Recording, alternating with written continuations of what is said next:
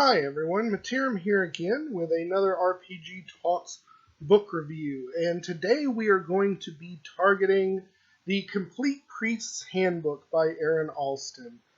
This is the third in the line of the Brown Player's Handbook Rule Supplement Splat books, and was published by TSR in 1990.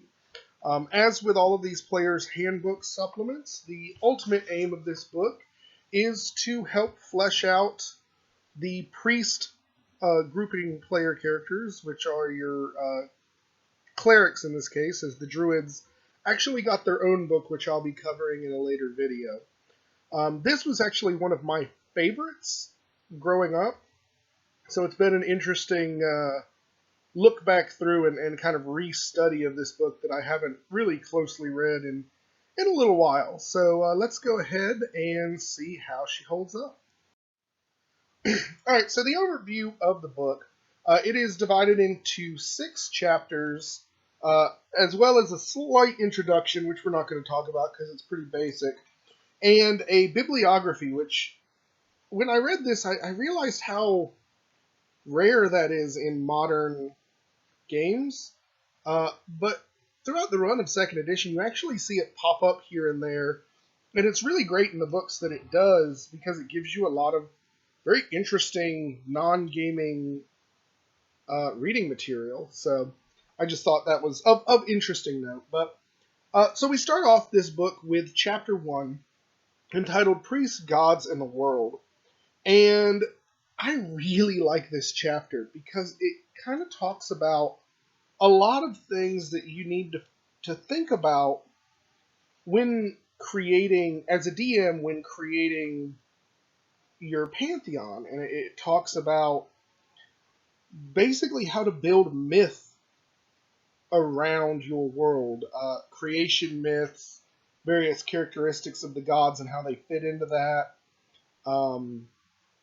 Discusses briefly like your fall from grace stories, your challenge stories of the deities, and briefly talks about kind of how gods should plan for the future and whether predicting the future is something that the gods have or not.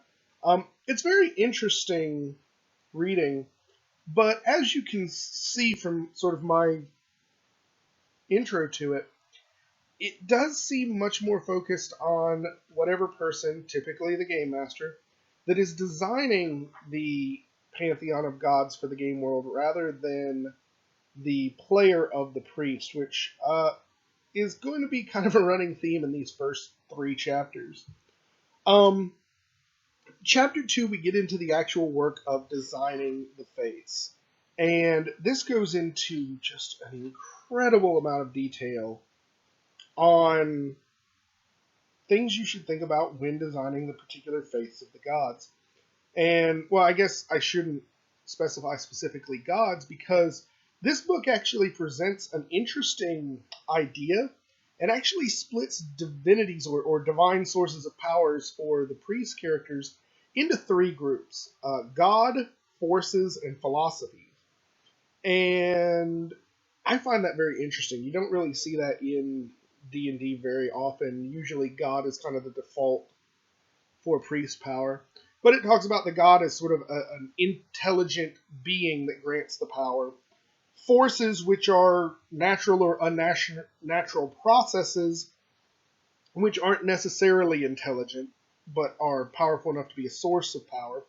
Or a philosophy, which is something internalized in the priest and sort of their belief in a particular philosophy that is strong enough to grant them divine powers. And I think that's really cool that they split those 3 together, or split them apart rather.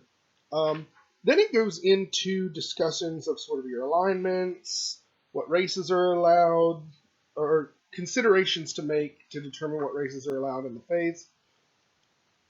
And then they go into probably my favorite part of this chapter in terms of what is useful for the player character. And it's a section on duties of the priests. And it talks about sort of ideas for devotions, various rituals, marriages, omen readings, um, church trials, coronations, basically all sorts of things that you would expect a priest to do in interacting with a fully fleshed out world. Talks about various restrictions on the priest, everything from the armor and weapon proficiencies presented in the player's handbook to chastity and celibacy, various clothings, just a lot of stuff that you can kind of absorb and use to help flesh out your faiths and your world. Now, again, Chapter 2 suffers from the fact that while it's good information for player characters, it definitely seems more written towards the DM in mind. And the chapter ends up just kind of breaking down various powers that the gods can grant their followers, and then talking about what happens when the priest crosses the line, and like punishments that can be happen and stuff like that. But this is actually a huge part of this book. It goes with this to page 38, with the priest, gods, and the worlds section that came before it being much, much smaller. I think that's only 9 pages. So you're looking at 31 pages out of the book's total 127 page count. It's talking about designing faiths, which for me and from a DM reading this is solid gold. Then they go through a very lengthy setup of sample priesthoods. And it's using all of the rules that they kind of designed in Chapter 2 to give you just some kind of generic gods. And there's no names or anything. It's just organizing these priesthoods by what they're devoted to. Like there's the god of ancestors, animals, the arts, etc. It also gives some examples of the forces, and like you could do fire as essentially either a god of fire or simply the force of fire. One of the philosophies they give, which I really like, is the divinity of mankind, just sort of like an internalized faith, very similar to some of your Eastern philosophies in our world, that sort of divinity comes from within as opposed to an external source. So that's pretty cool. Again, while I guess this section could be used for a priest player character if the DM is just like, hey, pick a god, whatever, and doesn't have anything really established, again, I think these are more examples aimed towards the DM.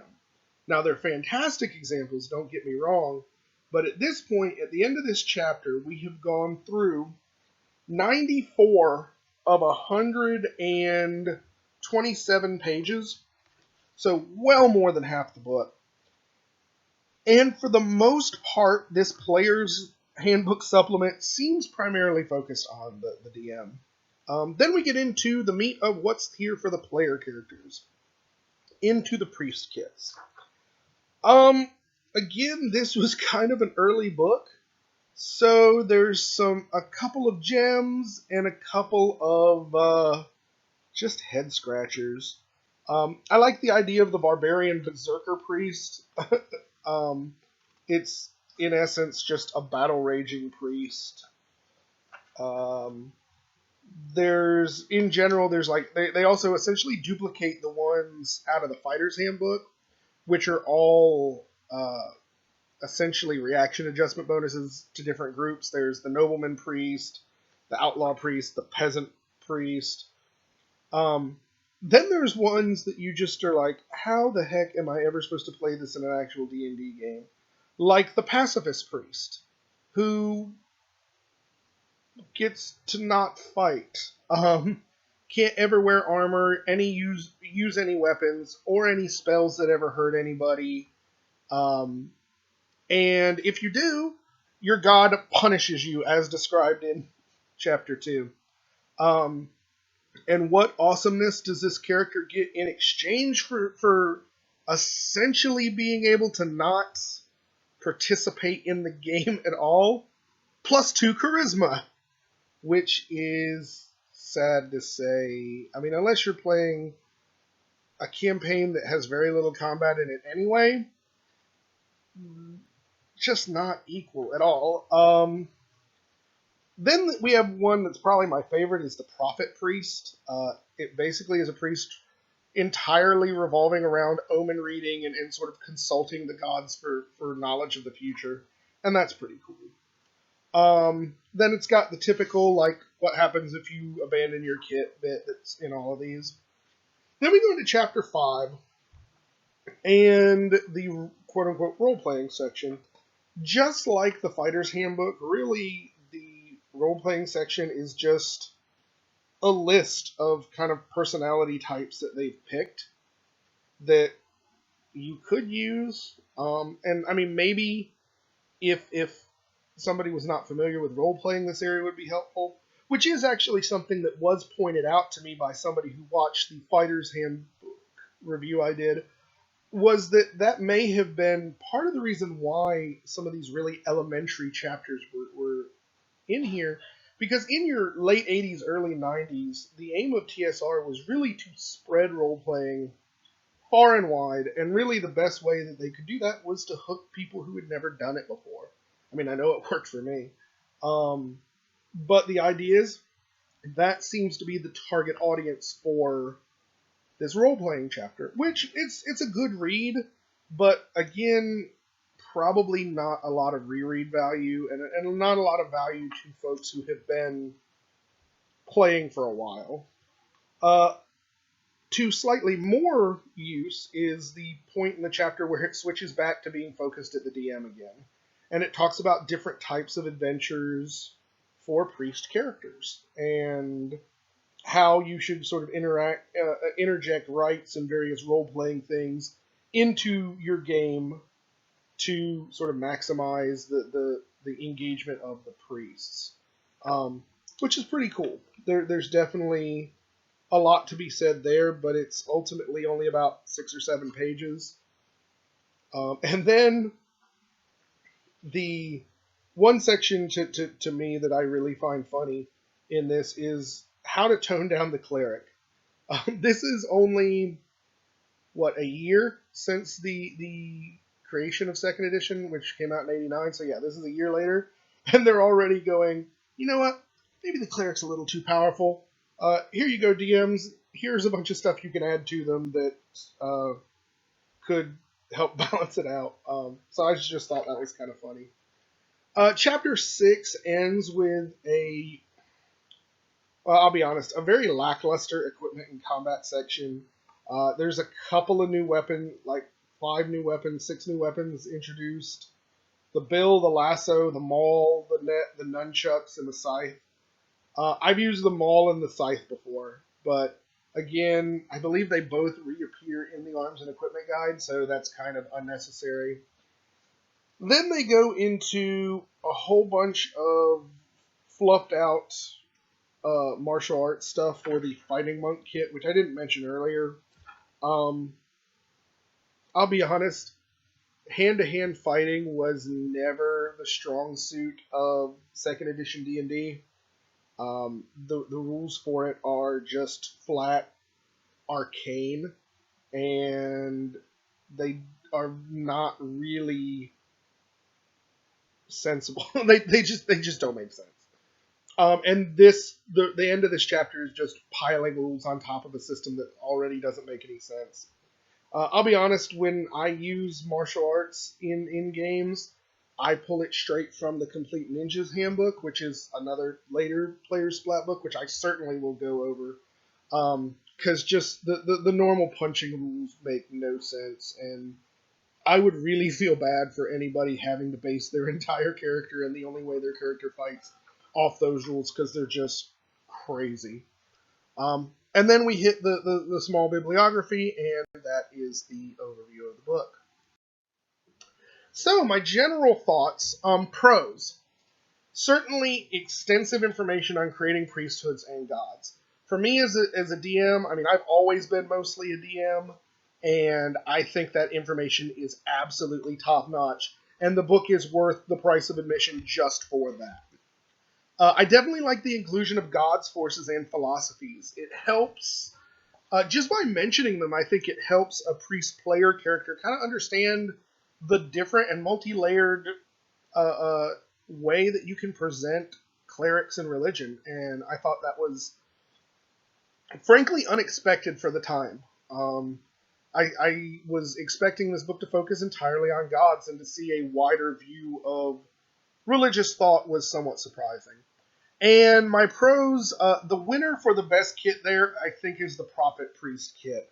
It's something decidedly different, and having a priest who's constantly like consulting the gods to try and get omens and whatnot is a great thing for a DM, because it comes package built with as many story hooks as you can throw out. So I think that's awesome. Cons. All in all, the book reads much more like a DM supplement than a player supplement. I ultimately think they probably could have taken most of the information in this book and turned it into its own separate blue splat book, and then really refocus things for the priests. Maybe more kits, some other fleshed out information. But for me, it was great because I was a DM, but I could definitely see where priest player characters might feel a little let down here. Number two, the kits were pretty disappointing for the most part. The Prophet Priest kit was kind of cool, but beyond that, I would take a pass on most of the kits in this book. They kind of seem, a good number of them just kind of seem like they took the same kits out of the Fighter's Handbook and handed them a holy symbol.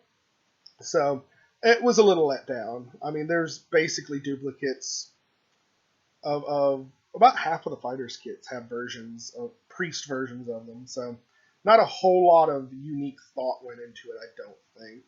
But again, this is still pretty early in the life of AD&D 2nd Edition, so I really think they're slowly starting to test the bounds of what they can do.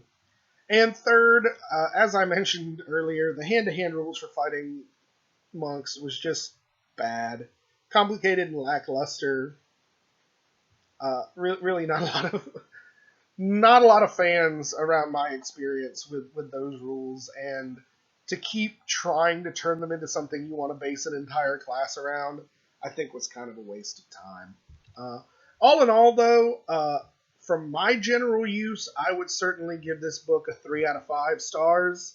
I can definitely see some of the weaknesses to it, but having it in your gaming group is super helpful, particularly if you're designing your own settings, or if you want to find a way to make the priesthood that your player's cleric belongs to be more important in the story and in the world, because I think there's just a lot of great ideas to be mined in this book for that purpose. If you are exclusively a player and you like priests, I'll be honest, I could just as easily take or leave this book.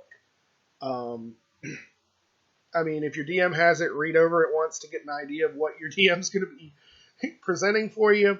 But in general, this one might be another one that you could take a pass at. But a definite solid effort for the third of the splat books. So, all right, guys. Well, thank you again for watching. If you enjoyed the video, please like and subscribe below.